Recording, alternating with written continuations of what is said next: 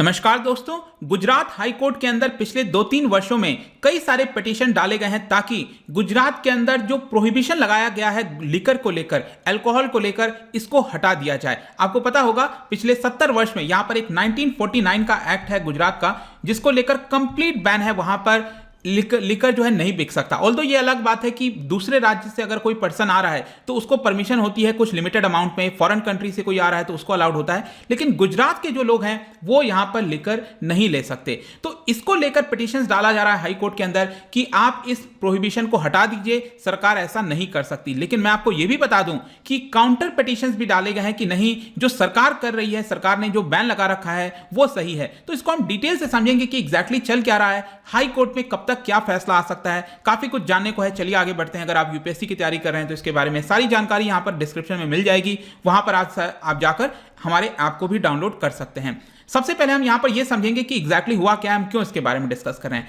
ध्यान रखिएगा, Gujarat prohibition act 1949, इस एक्ट के तहत गुजरात के अंदर जो लिकर का कंजम्पशन है वो पूरी तरह से बैन है, और इसी को चैलेंज किया गया है गुजरात हाई कोर्ट के अंदर कि ये 7 दशक से लगा हुआ जो बैन है इसको हटा दिया जाए। क्योंकि ये जो प्रोहिबिशन आया था उसका स्टार्टिंग में आपको पता होगा, गुजरात जो है वो बॉम्बे प्रोविंस का पार्ट हुआ करता था, उसके बाद चीजें अलग हो गई, लेकिन गुजरात के अंदर जो कानून है वो और ज्यादा स्ट्रिक्ट बना दिया गया था। अब ये जो गुजरात हाई कोर्ट के अंदर पिटीशन डाला गया है, इसको लेकर जल्द ही यहां पर कुछ फैसला आ सकता है, वो मैं आपको वीडियो के एंड में बताऊंगा।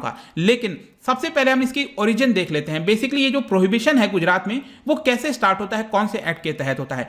पहला जो हमें हिंट मिलता है प्रोहिबिशन का वो दिखेगा आपको बॉम्बे अबकारी एक्ट 1878। तो 1878 ये वाला जो एक्ट है इसके तहत यहां पर कुछ प्रोहिबिशन लगाया गया था। देखो, प्रोहिबिशन का मतलब क्या है कि स्टार्टिंग में यहां पर ड्यूटीज ज्यादा लगा दी जाती थी ताकि ये जो इंटॉक्सिकेंट्स हैं उसका कंजम्पशन कम किया जा सके। ज्यादा ड्यूटीज लगा दो, महंगा कर दो ताकि कम किया जाए। लेकिन कोई बहुत अच्छे से वर्क नहीं कर रहा था। आगे चलकर 1939 फिर 1947 इस तरह में यहां पर इसको जो है आपका अमेंड किया गया। अमेंडमेंट करने का मेन कारण ये था, ये कहा जा रहा था कि कई कारणों की वजह से ये जो कानून है, तो पेपर में तो कानून चल रहा है लेकिन एक्चुअल में ये इंप्लीमेंट नहीं हो पाता है। इसमें बहुत सारे प्रॉब्लम्स हैं, लैक्यूना है, जिसकी वजह से जो सरकार है उसको पूरी तरह से प्रोहिबिट नहीं कर पाती है, एनफोर्स नहीं कर पाती है। फिर फाइनली जो है 1949 में एक्ट लाकर इसको कंप्लीट बैन करने की कोशिश की गई थी। आगे चलकर क्या होता है, 1960 के बाद आपको पता है जो रीऑर्गेनाइजेशन होता है बॉम्बे प्रोविंस का, महाराष्ट्र अलग हो जाता है, गुजरात अलग हो जाता है। तो यहां पर एक बहुत ही इंटरेस्टिंग चीज देखने को मिलती है, जब अलग होते हैं दोनों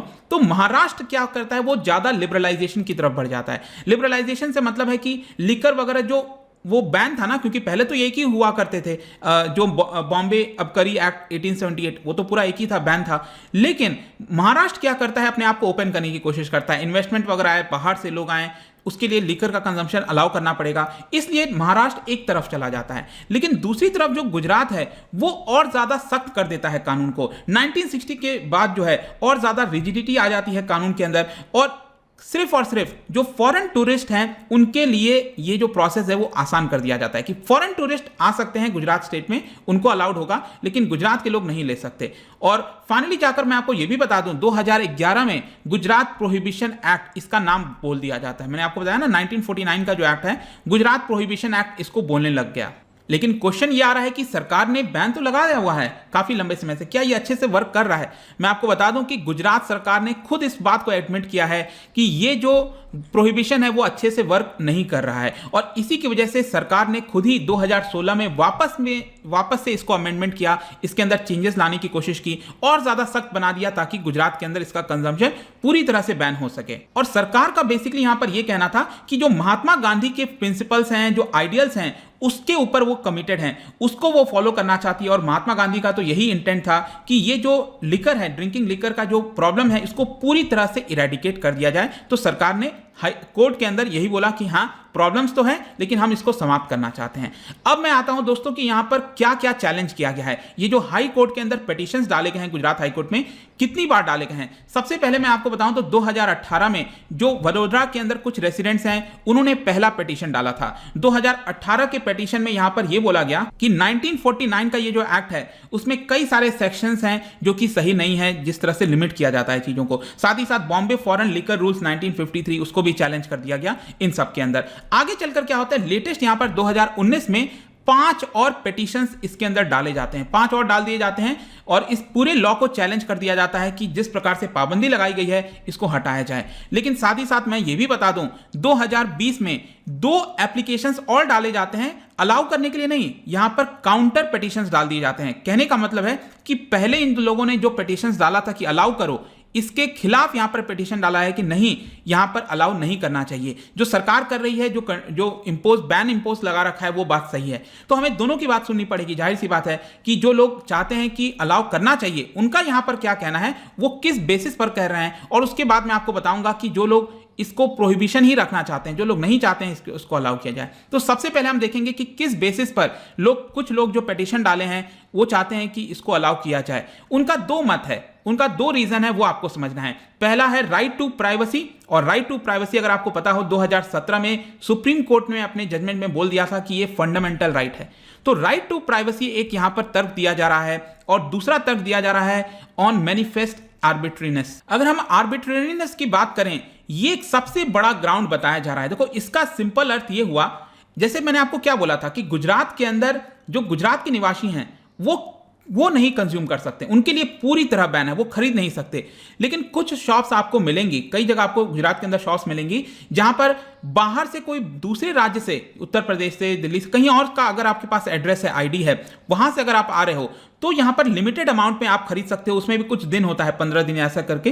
तो इस तरह से आप खरीद सकते हो। साथ ही साथ जो फॉरेन टूरिस्ट आ रहे हैं वो भी यहां पर खरीद सकते हैं। तो जो पिटीशन डाला गया है, जिन्होंने बोला है कि ये बैन गलत है, उनका ये कहना है कि आप इस तरह से कैसे कर सकते हो। ये तो राइट टू इक्वालिटी जो आर्टिकल 14 कहता है संविधान का, ये तो उसके अगेंस्ट चले जा रहा है ना। मतलब कि आप गुजरात के लोगों को एक तरह से ट्रीट कर रहे हो, बाहर के लोगों को दूसरे तरीके से ट्रीट कर रहे हो, ये तो राइट टू इक्वालिटी के खिलाफ हो गया। तो ये जो आर्बिट्रेरीनेस है आपके लॉ के अंदर, वो पूरी तरह से गलत है, आपको हटा देना चाहिए। जहां तक राइट टू प्राइवेसी का सवाल है, यहां पर पिटीशन में ये बोला गया है कि जो फूड हो गया, बेवरेजेस हो गया, वो इंडिविजुअल का डिसीजन होता है। यहां पर जो सरकार है वो उसके अंदर दखल नहीं दे सकती। और साथ ही साथ जो कानून है वो बहुत पुराना है। कानून को जो नए चेंजिंग सोसाइटी के नियम है, मतलब जो सोसाइटी चेंज हो रही है उसके हिसाब से ढलना चाहिए, डेवलपिंग कॉन्सेप्ट्स को अडॉप्ट करना चाहिए। और एक और चीज इसके अंदर बोला गया है कि ये कानून के अंदर 1949 के कानून के अंदर सेक्शन 65-66 उसमें पनिशमेंट का भी प्रावधान रखा हुआ है कि कोई भी पर्सन अगर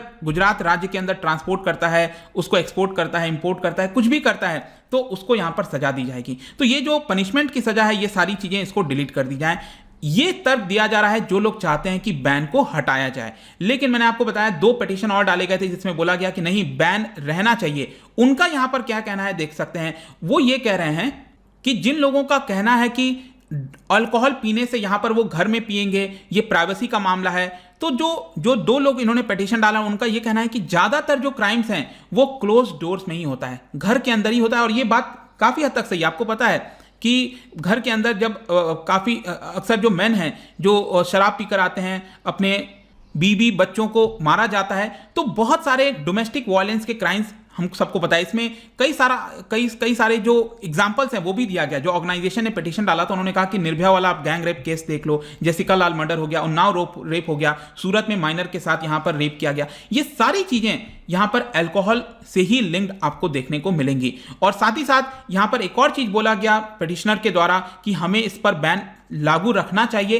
क्योंकि हेल्थ प्रॉब्लम्स भी बहुत सारी देखने को मिलती हैं और लीकर पीने से यहां पर हेल्थ की दिक्कत होगी ही होगी। और साथ ही साथ यहां पर यह बोला जा रहा है कि जो लोग चाहते हैं कि बैन हटाया जाए वो सिर्फ अपने कंफर्ट को देख रहे हैं, अपने लग्जरी के कंफर्ट को देख रहे हैं। वो पार्टीज थ्रो करना चाहते हैं, फ्रेंड्स को प्लीज करना चाहते हैं, इसलिए वो लोग चाहते हैं। लेकिन यहां पर कॉन्स्टिट्यूशनल ऑब्लिगेशन बनता है। आपको पता है जो फंडामेंटल ड्यूटीज हैं उसके साथ भी यहां पर कहीं ना कहीं कॉन्स्टिट्यूशनल ड्यूटी बनता है राज्य का कि वो लोगों की सेफ्टी, जो हेल्थ है, लाइफ्स है, उसको एक प्रकार से गार्डियन की तरह काम करें, पेरेंट्स की तरह काम करें। ये राज्य की जिम्मेदारी है। तो इसलिए ये जो लिकर बैन है वो बने रहना चाहिए। तो दोनों तरफ का जो मत है दोस्तों मैंने आपको बता दिया।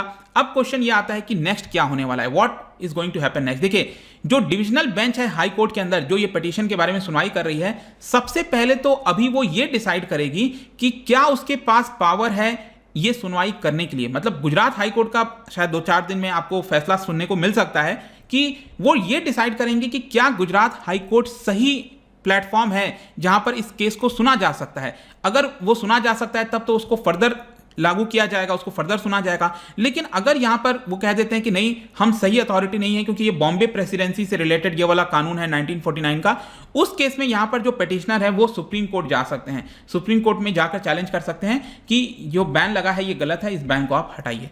देखने वाली बात होगी क्या होता है इसके ऊपर, बट आई होप कि इस वीडियो में सब कुछ जो भी मुद्दा है दोनों साइड के पक्ष का वो आपको जानने को मिल गया होगा। जाने से पहले एक इंटरेस्टिंग क्वेश्चन आपके लिए लेकर आया हूं। आपको बताना है कि अल्कोहल ड्रिंक करने के बाद कौन से चीज का अगर आप कंजम्पशन करते हो तो उसकी वजह से मृत्यु हो जाती है। ठीक, अल्कोहल ड्रिंक करने के बाद किस चीज के कंजम्पशन की वजह से मृत्यु हो जाती है। इसका जो राइट आंसर है आपको पता ही है, मेरे इंस्टाग्राम पर तो आपको मिलेगा ही, वहां पर अगर आप नहीं हो कोई बात नहीं, टेलीग्राम से भी ले सकते हैं इसका सही उत्तर। मैं कई सारे एमसीक्यूज यहां पर डालता रहता हूं स्टोरीज के फॉर्म में, आप जाकर प्ले कर सकते हो। बाकी अगर आपको इसका पीडीएफ चाहिए, अलग अलग सोशल मीडिया पर जुड़ना चाहते हैं तो आ सकते हैं। और अगर आप यूपीएससी की तैयारी कर रहे हैं तो इसके बारे में सारी जानकारी आपको डिस्क्रिप्शन में तो मिलेगी, हमारे ऐप को डाउनलोड करिए, बहुत ही अफोर्डेबल रेट्स पर आपको कोर्सेज वहां पर मिल जाएंगे। आई होप कि वीडियो आपको पसंद आया होगा। मिलता हूं आपसे next time, till then thank you very much, see you soon.